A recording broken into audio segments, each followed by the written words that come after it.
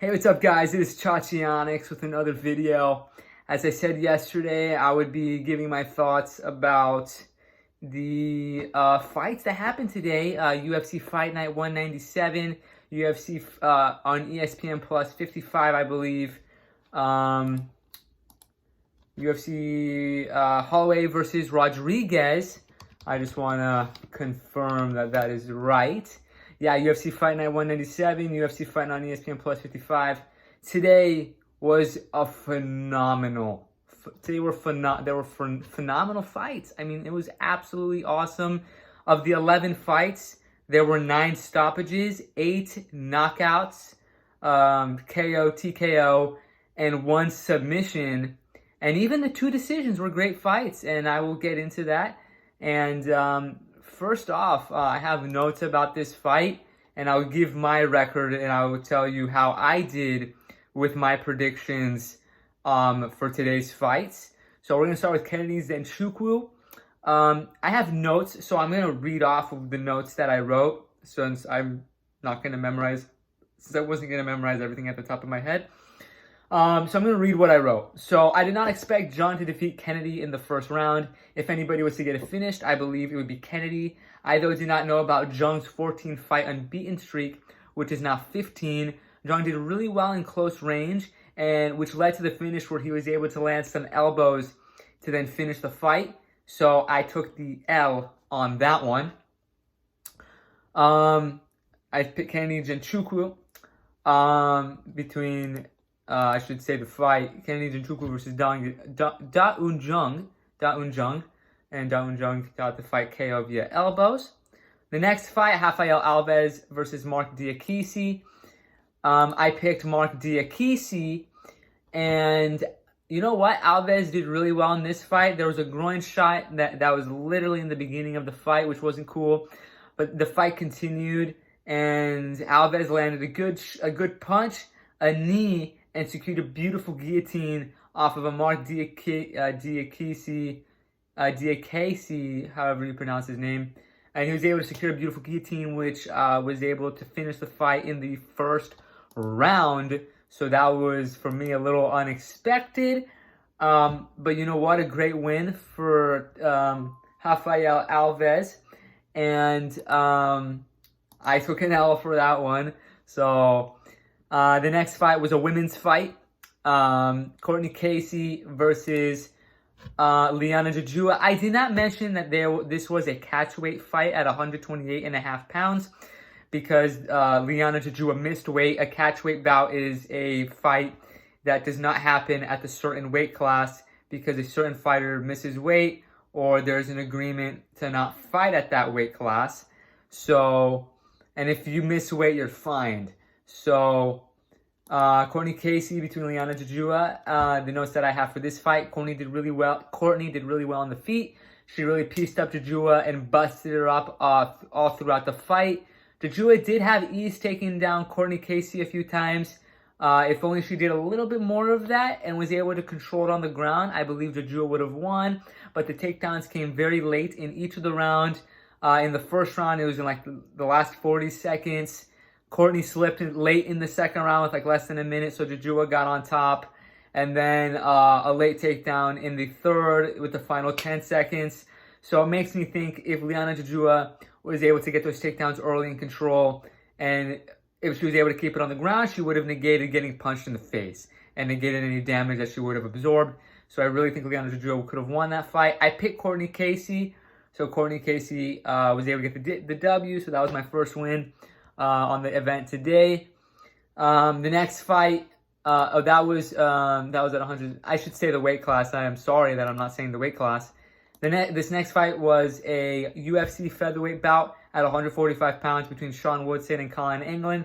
As you know, I picked Colin England because I'm really familiar with Colin England based off of Dana White's Contender Series. And, geez, I had no idea how big Sean Woodson looked compared to Colin England. I mean, he looked massive. I mean, he looked skinnier than Colin England, but that didn't matter. He just looked a lot bigger, and I just was like, oh my God. I mean, he was able, I missed a tail of the tape at the beginning of the fight because I went to the bathroom. And I mean, it just seemed like England had to work really hard in this fight against Sean Woodson. And it was not his night. Colin England later was defeated. Colin England tried to go for a takedown against Sean Woodson. Sean Woodson was able to defend it. And then Colin England, and then he got, then Sean Woodson just did really well on the feet. He pieced him up, landed a good body shot, landed some good body shots, and he even pointed at him a little bit. It was like, oh, I know I got you hurt. And then a few seconds later, he was able to finish the fight. Colin's corner was trying to tell him when there was a minute, they're like, okay, I know you're getting hurt, but you got a minute. See if you can survive. And it didn't pan out. You know, he got finished, you know, like 30 or 40 seconds later. And Sean Woodson got the W. I really would have liked if Colin England attacked the legs and attacked the body, since Sean Woodson was the much bigger guy, the much taller guy. But that didn't happen. He was headhunting, and when you're facing a taller guy, you want to more so attack the legs, go for the body. At least that's what I think, in my opinion. What you should do, so you can chop down the legs.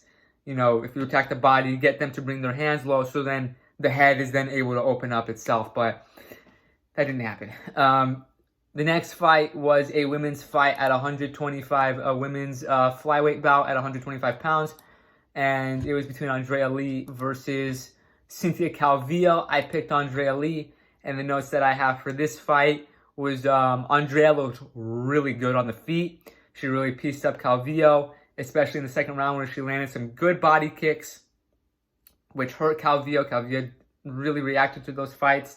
Calvillo was marked up pretty bad. Andrea did have a busted nose at the end of the first, but since Andrea really hurt Calvillo throughout the whole fight, it resulted in Calvillo not wanting to continue in between the second and the third round. Not much more to say about this fight. You know, Andrea looked like the superior boxer, striker in general. And she was able to defend any grappling exchanges from Cynthia Calvillo. So that was a really good win for Andrea Lee. So that was my second win of the day. Thiago Moises versus Joel Alves. This was at a catch weight of at 157.5 pounds.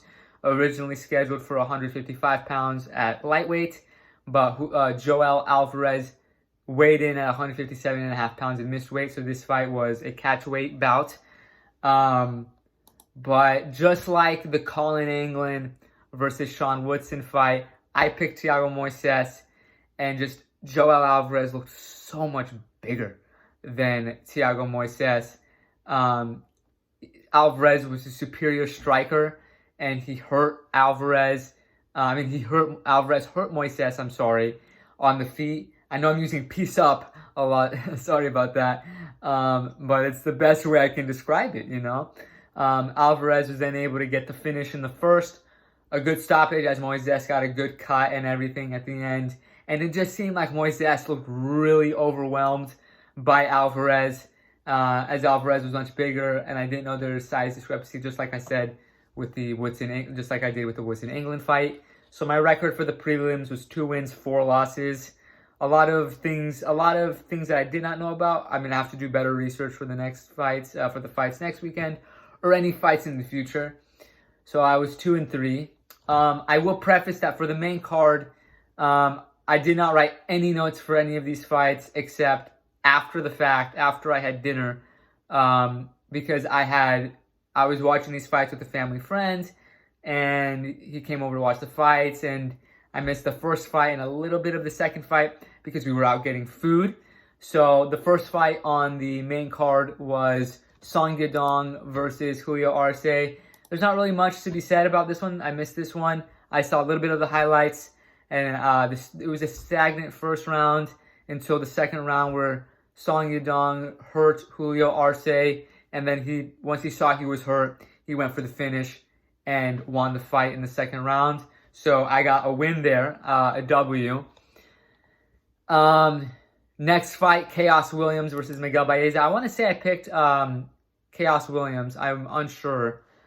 I wrote down, I realized until after the fact that once in the description I put Miguel Baeza as the fighter that I selected, but it was actually Chaos Williams. I'm going to have to look back at it. I'm pretty sure I picked Chaos Williams. Chaos Williams looked really good. He had some heavy shots. Miguel Baeza had his moments. Miguel was threatening with a submission attempt in the first, but was eating heavy shots from Chaos Williams. So for me, despite the submission attempt, it was Chaos who was landing the heavier shots and inflicting more damage. So I gave that first round to Chaos Williams. And in the second round, there were some strong leg kicks from Miguel Baeza, which I liked, but his downfall was because of that, because of the leg kicks. I think he got a little, not overconfident, but I think with the leg kicks, I think he wanted to like have a balance and with the strikes, and he decided to, I guess, trade a little bit with Chaos, and Chaos was able to just, it was more so a counter punch from Chaos, which dropped Miguel Baeza, and then he was able to finish the fight. Miguel Baeza protested the stoppage, but for me, it was a just stoppage because Chaos would have just inflicted more damage. I mean, it was the beginning of the end. I don't see what Miguel Baeza would have done differently to come back from the fight. 2 wins, 2 for 2, 2-0 to begin the main card. Things were looking good. The next fight, Leah Letson versus Felicia Spencer.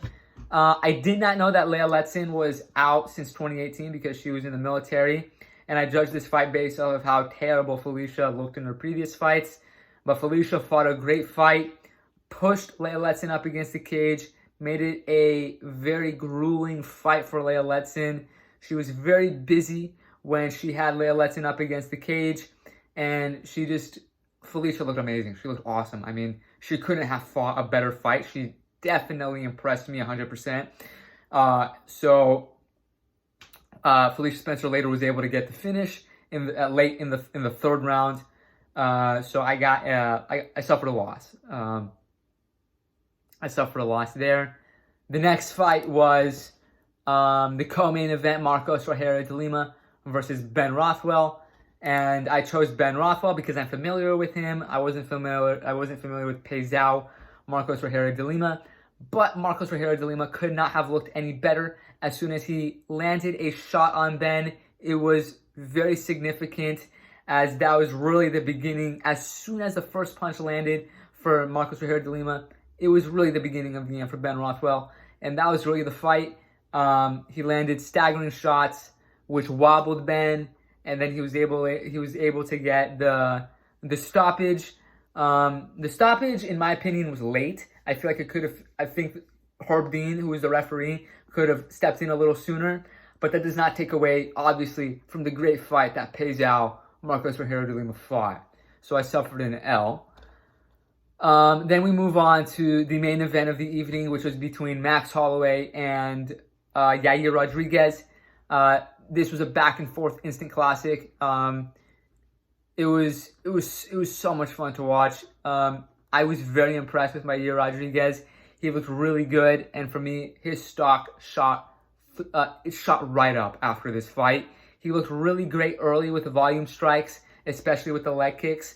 But Max was able to, and Max is the self-proclaimed best boxer in the UFC, but he had to resort to grappling and wrestling, especially in the third and the fourth round, where he was able to control Yair Rodriguez. And for me, I'm guessing he was feeling the pressure and the strikes from Yair and had to mix it up. So it was a great win for Max. I picked Max. It was a great win. There's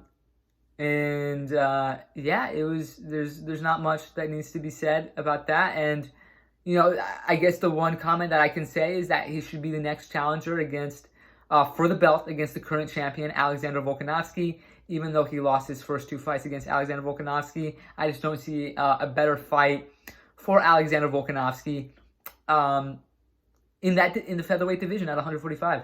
So it's these fights were absolutely awesome. The 2 decisions were from Courtney Casey and Liana Jujua, and Max Holloway and Yair Rodriguez. But all the fights were absolutely incredible and awesome. And it's kind of like, for me, I didn't know a lot of these fighters. I knew a few, but the fights really delivered.